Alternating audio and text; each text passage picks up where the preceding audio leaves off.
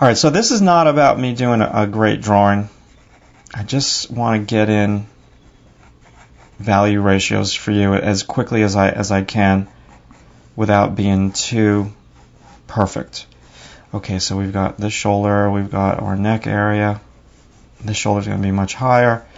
Let's just kind of cruise on down rib cage, hip. Alright, so now let's put the line that separates the light from the dark going right into that breast. Little abs, oblique area. And now we've got all this fabric. We can drop this. Okay, and I really want you to try this exercise. I think that this is a fantastic exercise. Again, you're going to deal with your touch, okay, and your light touch and your hand and all that great stuff that I really want you to develop. And, you know, that's how you're going to become, you know, a drafts person, if you could kind of develop your hand and be like in way more control. So now we're drawing this white object. So let's go right here first. And so I'm not going to go darker than a value number 6. Okay, I'm going to try to keep it. Actually, this is value number 5. I should number these so I don't confuse you and I don't confuse myself. So let's say this is going to be number 5. This would be number 6. I'm not going to go darker than this is going to be 5. That's going to be 6, Matt. I'm trying to talk too fast. No darker than number 5 in the shadow. Now, if I can tell you the biggest mistake that I see a lot of beginners make, they'll see like that little detail over there and they'll make it black. Okay? Now, I'm not taking into consideration personal style here. I'm taking into consideration that you are trying to match exactly what you see from life in a traditional, mind you, classical way, not a stylized way, not a comic book way where all of what you're drawing is totally, you know, blown out in terms of the values and you really don't care about value ratios. But why is this important in my opinion? Because it's a place to start. And it's a place to confront a white blank sheet of paper. And it's another tool to help you be creative, okay?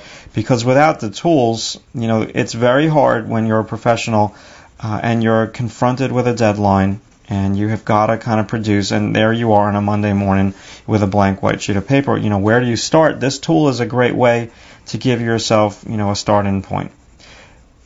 And it's a fair tool. It's not, you know, something that is going to drive you a little crazy. It's kind of easy to utilize. So now, if that's my white object, and that's my white object drawn in the value ratios, just light and dark. We're not getting into modeling yet. We're just kind of going light and dark with this. So if I make it a little bit more solid, I'm actually going a little bit lighter than that. I can go a tad darker. And I'm just trying to make it solid with the texture in the paper as best as I possibly can. Not going for a true likeness on this. Okay, I'm just going for the basics. Now, anything in the light, I can't tell you how important this is. I see this on a lot of people's drawings. Some people would see the navel. Boom, they go right for black. You don't want to do that. You want to be in control, and you want to say, what am I drawing? Ask yourself the question, what am I drawing? Is it a black object? Is it a middle tone object, or is it a white object, a light object? And if it's a white object, it's going to look like that. So now any rendering, you can see I'm holding my pencil all different ways. You know, what you want to do, let's see if I got my touch here today. I'm holding my pencil a little bit more mid-shaft, and I'm doing okay. I'm not pressing down too hard on that like neck area. Any detail over here is going to be maybe in all these values. Okay, 10 is going to be white. And any rendering that I do over here, this would be like a number 9. This would be a number 9. Okay, so now let's pretend, or I'm going to kind of destroy this now, but that's okay. This is the light side of our fabric over here. You've got to trust me. I know it's light. So in the light, in the dark, it's going to be a number 5 value. So I'm going to try to match that over here. Now that's a dark blue fabric. Okay, it's very close. In true life, that fabric is probably like this value. It's definitely like a number 3. So this is my light side. Now down over here I've got my deep cast shadow. I understand on video this looks all dark, but this is definitely the light side. Maybe even down here you're getting like a little bit of like a fifth value. This is really catching light. So now if I'm going to come over here in my dark cast shadow in a dark object, it's going to be 1, a value number 1. So I'm not going to render this whole thing just yet, but right away now I'm using some tools and I'm in a little bit more control and I'm not guessing.